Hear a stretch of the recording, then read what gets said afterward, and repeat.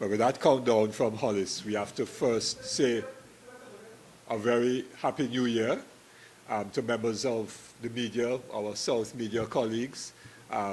This is our first media conference for 2019, so let me wish all of you and your families a very, very happy new year, a very productive new year. I hope that your media work is safe during 2019 and productive, and that you continue to provide Trinidad and Tobago with all the information that comes out of South and Central Trinidad in particular.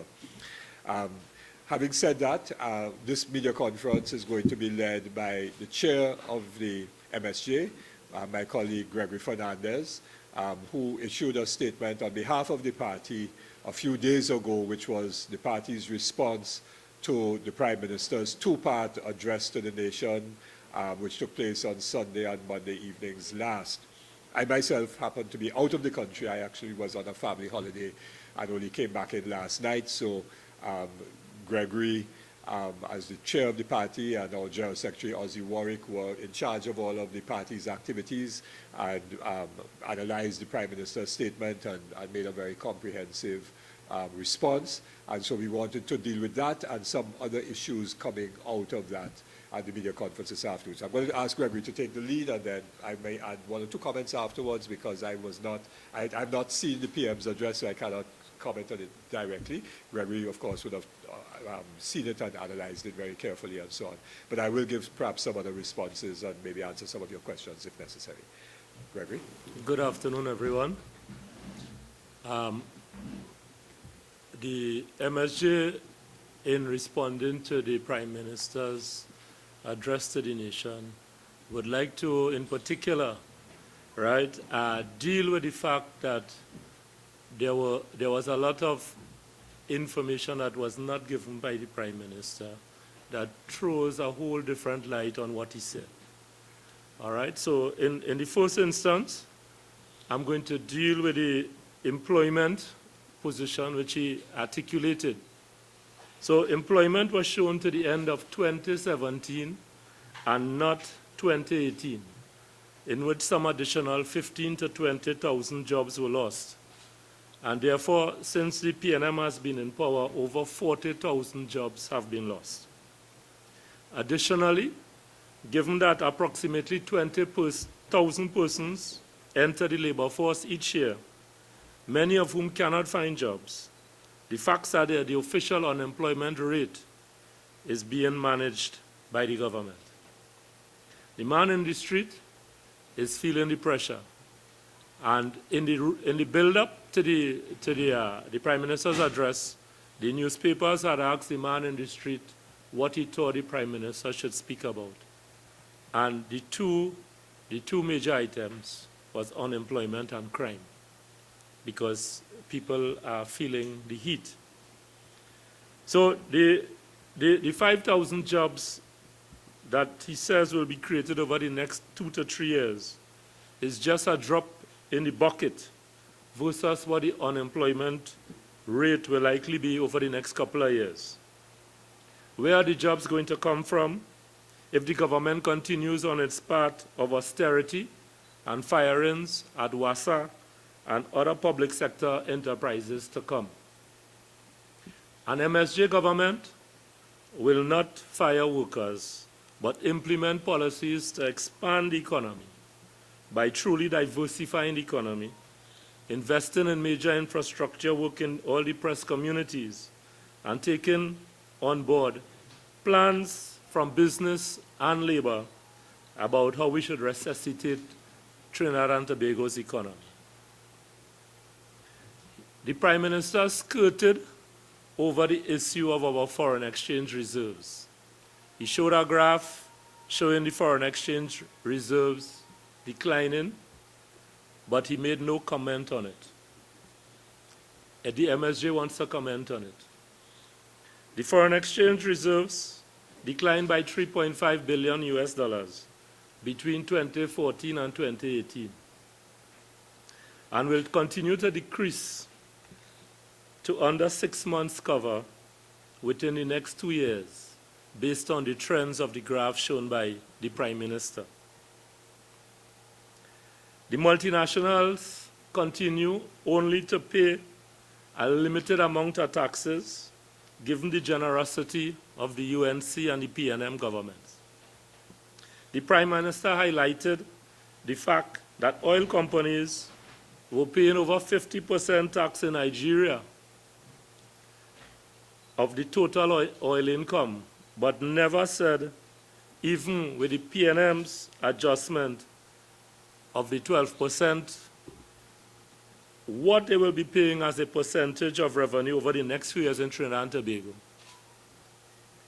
Once we are not earning sufficient foreign exchange, we face the prospect of devaluation in the next couple of years. The Prime Minister said not one word about this. The Prime Minister needs to outline what are the expected revenues from the oil companies and LNG over the next few years, and show how we are going to avoid a depletion of our foreign reserves so that we will not be facing massive devaluation. That is what the country really needs to know, because this is going to severely impact on the standard of living of all in Trinidad and Tobago.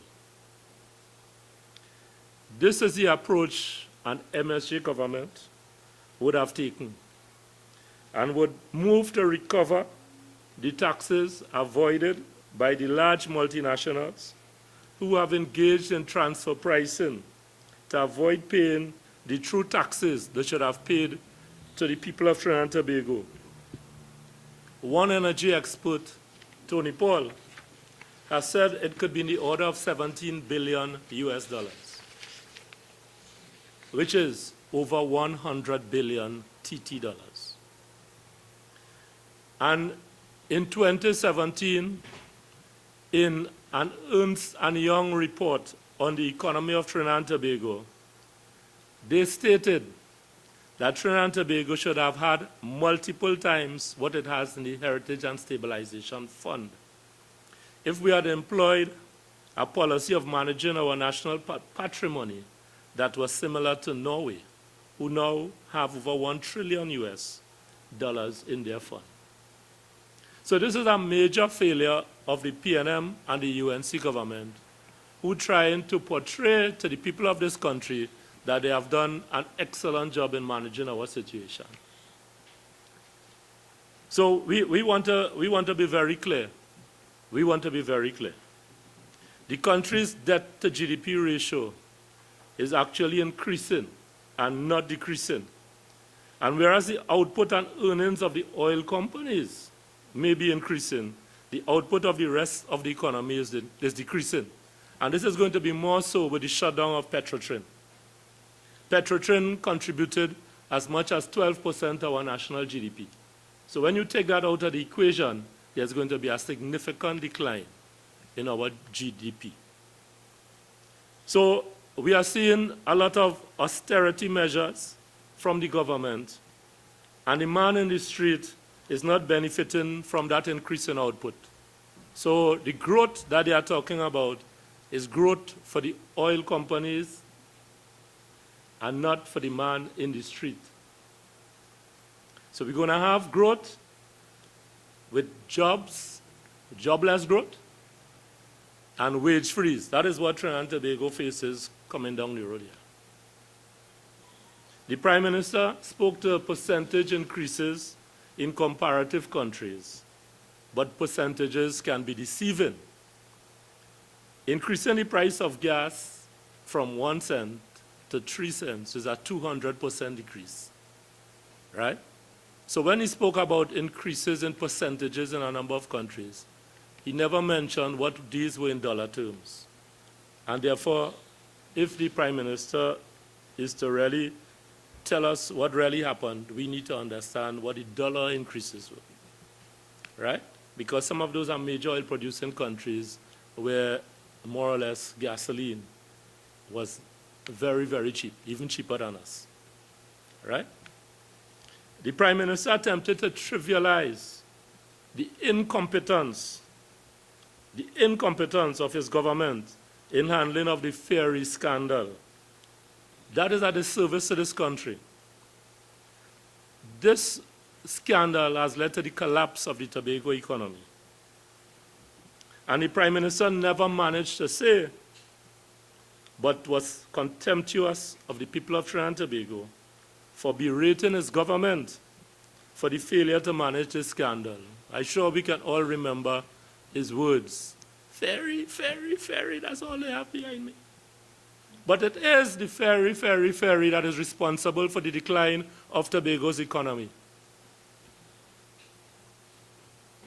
He juxtaposed the UNC's wild spending and corruption against the ferry scandal to say that the ferry scandal was nothing, while saying that it was mainly responsible, without saying, that it was mainly responsible for the collapse of Tobago's economy. How ingenious. The diversification projects of the government are insufficient to generate jobs and foreign exchange the country requires, and were mixed in with projects that had nothing to do with diversification.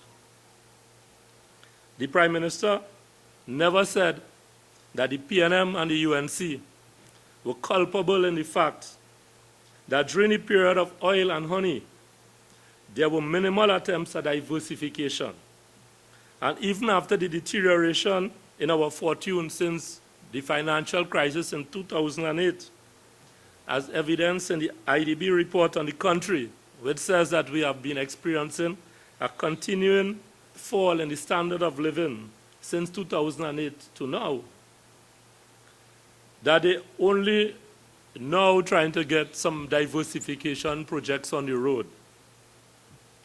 It's a case of too little, too late. The Prime Minister set up an economic advisory board and took no advice from it.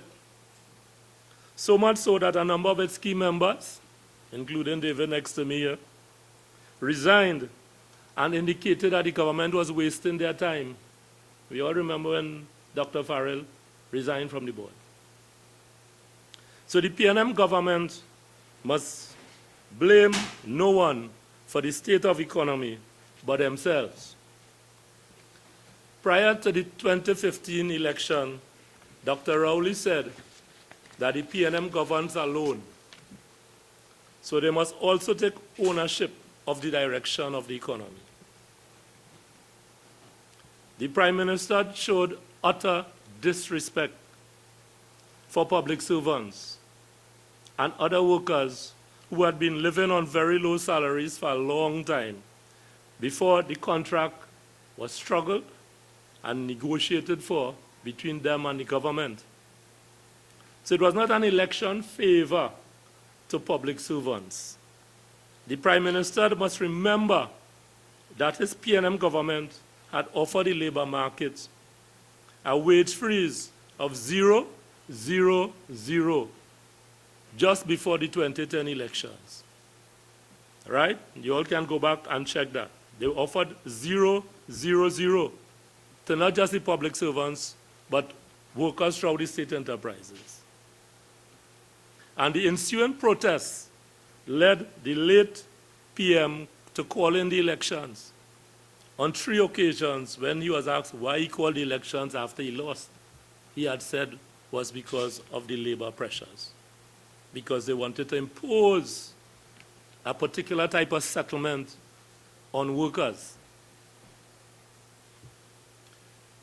We all remember what happened at that elections.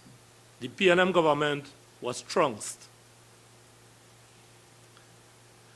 Whereas an economic crisis was approaching and the LNG companies were ripping off Trinidad and Tobago through their transfer pricing mechanisms, the PNM preferred for the labor force of TNT to pay for the crisis rather than to go after the multinationals who were outsmarting the government. The government was asleep, right? So they can't come now and try to say that, you know, they have been managing the economy so well and all of that. That's a picture they are painting that is a false narrative. And the MSJ gives the PNM's and the PM's presentation a fail. So this is what I have to say at this time. The political leader would like to elaborate a bit on the hardships from the austerity that the government is about imposing on this country.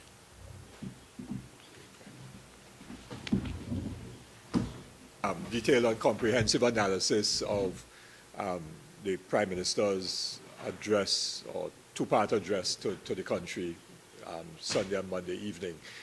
I just wanted to say one or two things, and then I'll open it up to questions from members of the media. Firstly, I heard a news clip earlier today where the Prime Minister was saying that one of the stellar achievements of his government was making sure that Trinidad and Tobago did not get to the IMF. But that's a false narrative, and let me say why. You don't get to the IMF and have to engage in IMF conditionality programs unless you need to borrow money from the IMF. You borrow money from the IMF only when your foreign exchange reserves has gotten down almost to zero, and therefore you don't have enough foreign exchange to be able to pay for essential imports, medicine and food and supplies and so on. And so there was no way that Trinidad and Tobago was close to the doors of the IMF in 2015, nor are we that close today. So to say that his government saved us from the IMF is a false statement, because we were never about to go or needed to go to the IMF in the first place. Secondly, as Gregory pointed out, the decline in our foreign exchange reserves has been very significant over the last several years. And this is in spite of three major injections of foreign exchange. Two by way of drawdowns from the Heritage and Stabilization Fund, because when in 2018 and 2017 the government drew down from the Heritage and Stabilization Fund several $100 million at each time. I think it was about $300–400 million on each occasion. They would have then got that money in TT dollars, but that money would then have gone into the foreign exchange market. And secondly, when the government in 2016 went on a road show to raise $1 billion in bonds in the international market. The Minister of Finance went to the United States and so on. And so we got $1 billion injected into the economy, which would have boosted our foreign exchange position and so on, because the central bank would then have given the government TT dollars in exchange for the US dollars that came in. And so those one-off injections, large injections of foreign exchange, helped to keep the decline in our foreign exchange reserves to the level at which it was. Without that, our foreign exchange reserves would be much lower than it is today. So that's the first point I want to make. But given the current trend, as Gregory made the point, if we continue to lose foreign exchange at the rate at which we are doing, then we will end up at the doorstep of the IMF. And if we do end up at the doorstep of the IMF, that responsibility will be on the shoulders of Rowley and his government, because they did not do the things that were necessary to diversify the economy and also to create a climate of business and investor and citizen confidence in the economy. Because in spite of where the official foreign exchange reserves are, 1/4 of all the bank deposits in Trinidad and Tobago is in US dollars. There's over 23 billion TT dollars equivalent in US dollars in local banks, which means that what has been happening is that because of the lack of confidence in the economy and the lack of confidence in the Rowley government, and before them the Kamla Prasad government, the people who had the ability to do so were either converting TT dollars into US dollars or having earned US dollars one way or the other, were putting those US dollars into US dollar bank accounts in Trinidad and Tobago. This is quite apart from US dollars that are being banked outside of Trinidad and Tobago by nationals and by firms and so on. And therefore, our situation of declining foreign exchange reserves must be seen against the background of a total lack of confidence in the government and lack of confidence in the economy, resulting in currency speculation as people try to buy US dollars, thinking that the price of the US dollar will go up relative to the TT dollar in a few months' time and so on. So there's speculation, there's hoarding, there's capital flight, all of this is taking place and so on. And that is because of the mismanagement of the economy, the lack of confidence, because there's no vision by the Rowley government of where this country should go. There's no vision and no program for diversification. And all they're trying to do is to squeeze and squeeze and squeeze in order to try to have enough money so that later for the 2019-2020 budget, later this year, they'll be able to run a little something to people in order to win votes. That is the only strategy. They're squeezing now with austerity in order to try to have some change to run in the next budget, as they did a little bit in last budget, in order to try to win votes. That's their only strategy, that's their only vision. And we say that that is a failed approach to the management of the economy of Trinidad and Tobago and to the affairs of Trinidad and Tobago. And I should say at the same time that Mrs. Prasad Bissessar and her bunch also failed this country totally between 2010 and 2015 because they spent way above what they should have been spending. They raided NGC, Petrotrin, and all state enterprises and so on in order to run money to win votes. That was their intention. Quite apart from the corruption and the over expenditure on projects and all of that. So they have no moral authority to speak out on that. And it is only an MSJ government that can approach matters to say that those who ought to be contributing to the economy, that are not contributing their fair share, not asking for anything more than their fair share. The multinationals who engage in transfer pricing and who have robbed the country of money are not paying their fair share. The people who are not paying taxes in accordance to what they should be paying are not putting their fair share. On the other hand, working people and poor people are putting more than their fair share. They are carrying the burden of adjustment by higher prices, wages that are not going up, and so on, and therefore they are losing a real quality of life. They are not able to live a decent quality of life. So we have this situation where one of the largest conglomerates in this country reported an increase of about 50% in their profits this last financial year. Another bank reported $1 billion after-tax profit and so on. So there are some who are doing very, very well, and the majority are doing very, very badly. And an MSJ government will flip that so that the majority are able to do decently well, and so that everybody can contribute fairly to ensuring justice for everyone, rather than austerity and pressure for the majority, while a few are living a very comfortable and fat life. So those are just the additional points I wanted to make, and then we are open to questions and comments. Disagreements, of course, if you wish.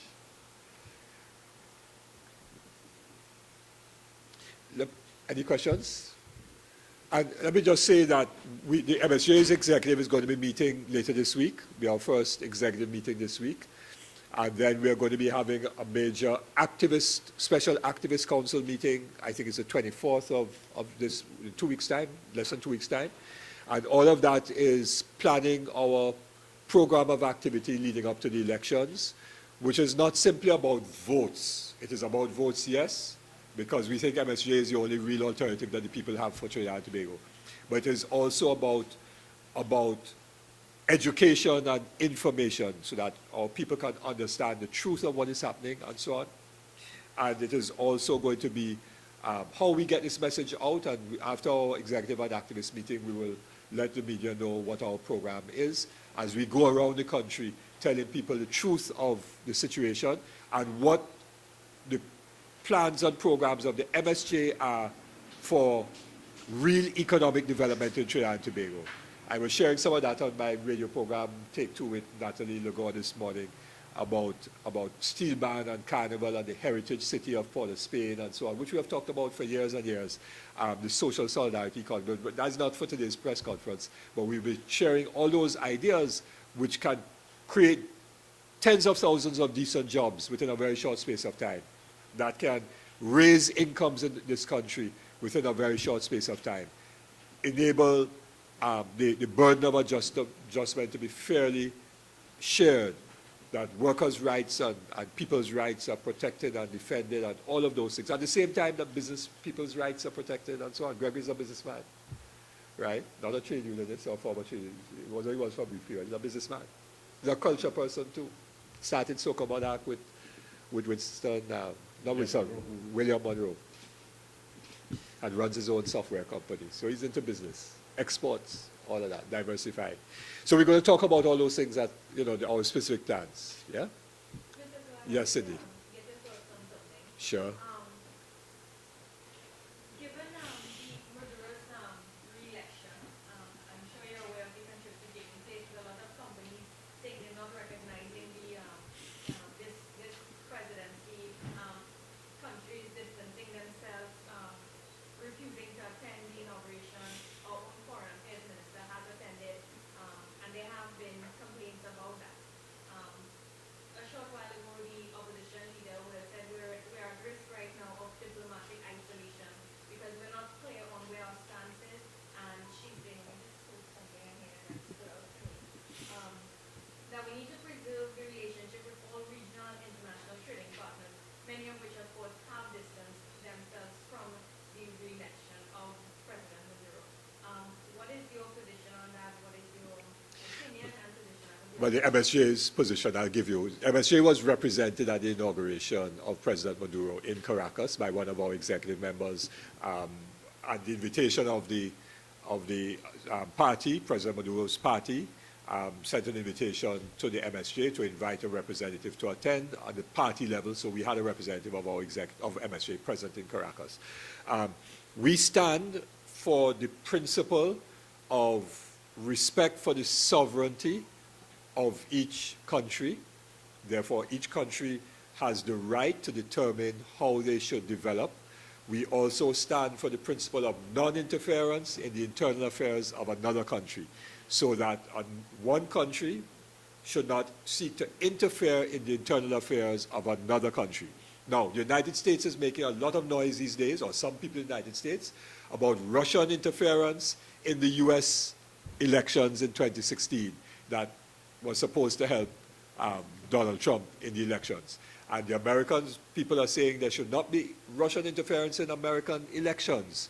Well, the Americans have been interfering in people's internal affairs, elections, coup d'etats, destabilization, military intervention in this hemisphere and elsewhere for more than 100 years. So the Americans have absolutely no moral authority to lecture anybody about respect for sovereignty and non-interference, because the Americans interfere, okay? And we are sure they're interfering in Venezuela as well.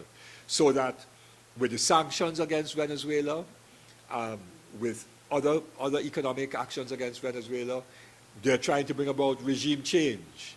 And they are putting pressure on Caribbean governments and other governments in the region to break ties with Venezuela.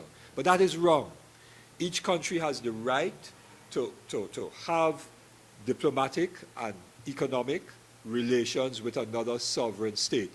The Americans have no difficulty in having big trade relations with Saudi Arabia. Trump said it, that he doesn't care what happened to the journalist who was murdered in the Saudi embassy in Istanbul in Turkey, because the Saudis buy hundreds of billions of dollars of military hardware from the United States. And there's no democratic election in the Kingdom of Saudi Arabia. Yes? Women only got the right to drive last year. okay? So that the United States should be more concerned about the lack of democracy in Saudi Arabia, whereas Venezuela has elections all the time. I myself had a press conference, I showed you photographs of the process, electoral process in Venezuela, and so on. Venezuela has a very open electoral process, and President Maduro was freely and fairly elected in Venezuela, and he therefore is the president of Venezuela, and therefore we agree with Trinidad and Tobago recognizing the freely elected president and government of Venezuela. All right? And it is very unfortunate that there is a division within CARICOM on this question, but that is because of U.S. pressure. Yes? But the U.S. must take the beam out of its own eye with respect to how it deals with other regimes. Remember, not too long ago, the U.S. was supporting apartheid in South Africa, openly supporting apartheid in violation of U.S. sanctions, sorry, UN sanctions. Similarly with Margaret Thatcher in the UK, and so on, supporting apartheid South Africa, where the 80% of the population did not have the right to vote, fathers the right to go to school, fathers the right to go from one village to another village, you have to have a pass book, and so on. And just 20 years ago, the US was supporting that. So they can't come and lecture us about any of those things. Yeah, the Israelis barricading Palestine and creating a blockade of Palestine and denying Palestinian rights. So we are very clear in our position, and we hope that Venezuela is allowed to, its economy to develop. We are not now commenting on the rightness or wrongness of the internal economic policies of the Venezuelan government. All right, that's not for us the issue, okay? We are now recognizing the government as a freely, democratically elected government of a sovereign state. That is our principal position, okay? What complicates the situation is indications, I'm quoting him, of a growing military and economic presence of Russia in Venezuela, as well as Iran's intention of them signaling their intention recently to send 2 or 3 warships. And given that Trinidad is kind of in charge of security of the CARICOM and that responsibility, she's saying even the security of CARICOM nations who disagree with opposition to even attend or attend, given the whole human crisis situation taking place in Venezuela, as well as the removal of other countries. Yeah, Mrs. Prasad, Mr. Issa and the UNC have a very bad foreign policy position. I'm very clear about that. And it is not now, it has been for quite some time, and therefore they are opportunistically seeking to engage the opposition in Venezuela.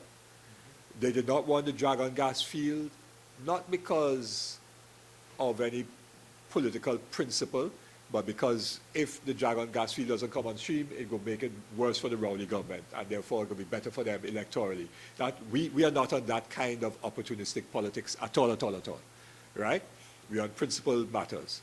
What is therefore in Trinidad and Tobago's interest is what we are concerned about. So Mrs. Prasad Biseso right now is singing from the playbook of the US government, okay? And perhaps to curry favor with them, which would put them in a better position to win the elections in 2020. That's my analysis of that, because she wouldn't say, for example, that Donald Trump has threatened on more than one occasion military invasion of Venezuela. She didn't condemn that. She didn't condemn the OAS Secretary General Luis Almagro, who has done all he could within the OAS to try to have Venezuela expelled from the OAS, and therefore to create the pretext for external military intervention. She hasn't spoken about the military bases in Colombia. Do you know that the US has about 7 or 8 military bases in Colombia? Okay? We'll talk about that. So the US has a military presence in Colombia just offshore, just on the border with Venezuela. The US fleet, the 6th Fleet I think it is, operates in this region and they have warships all out there all the time. Yes? What is their what is going to be their access to Curacao and Aruba with respect to getting military intervention. Bolsonaro from Brazil, newly elected president, said he welcomes U.S. bases in Brazil to deal with Venezuela. Did she make a comment about that? No. She only commented about Russia and Iran? Now, you have to discuss the whole thing. What our position is, principle, is that this must be a zone of peace. The Caribbean must be a zone of peace. That is the position of CARICOM. It is also the position of CELAC, which is the community of Latin American and Caribbean states, of which Trinidad and Tobago is a member. All of CARICOM is are members. Venezuela is a member. We should be a zone of peace. So we want no warmongering, whether it comes from the United States, whether there's a pushback from Russia, Iran. We want it to be a zone of peace. And so all threats of military intervention must come off the table and allow Venezuela to pursue its process as a sovereign nation. So you don't think we're at risk of diplomatic isolation? No, I don't think we're at risk of diplomatic isolation. What we are calling for is for CARICOM to get its act together and to have a unified position on Venezuela and on all other international matters.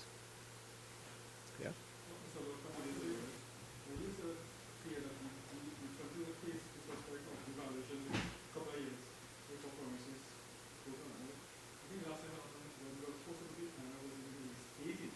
(1988)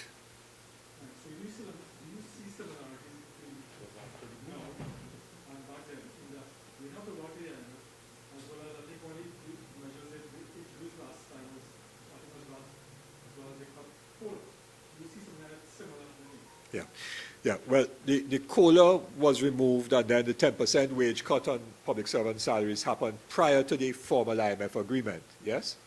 But there was a devaluation in August of 1988 from 360 to 420, I think it was, or 4 something. And that was as a precondition to an IMF agreement which was signed in either October or November 1988. Then we, you're correct, introduced VAT.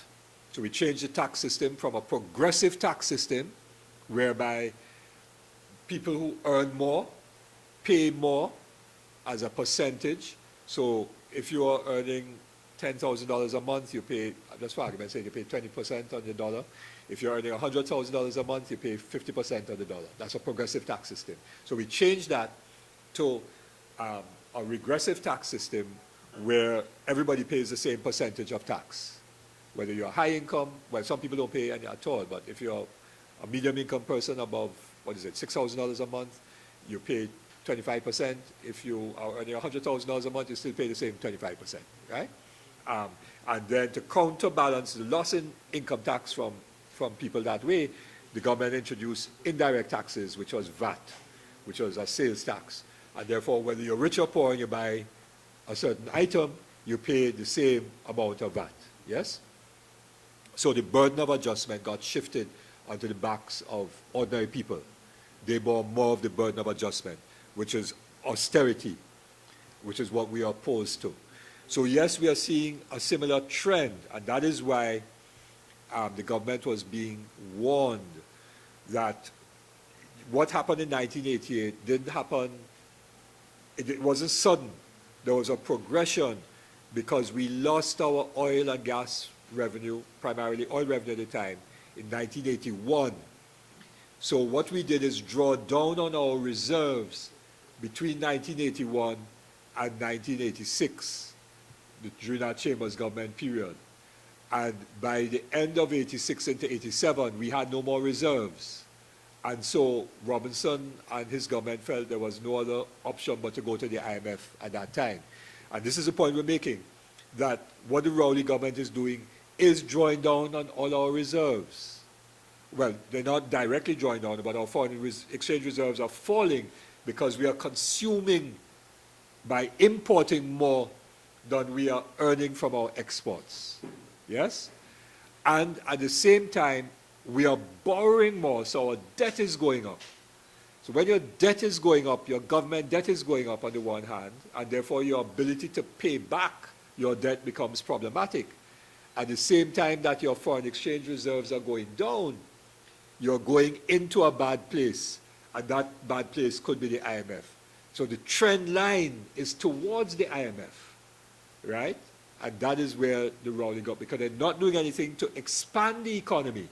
Because if you expand the economy and you diversify the economy, then you either spend less on imported food, because you're producing more food, and you are also earning new foreign exchange to be able to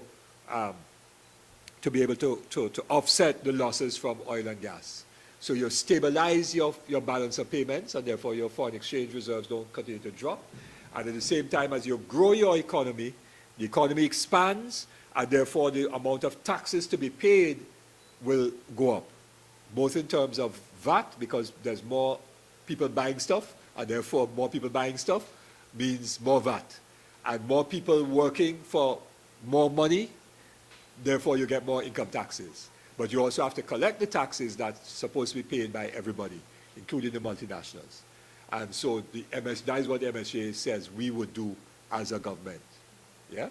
So I'm sorry I'm giving you a little long answer, but to try to explain some technical economic issues in as layman way as possible. I hope you caught it, Richardson.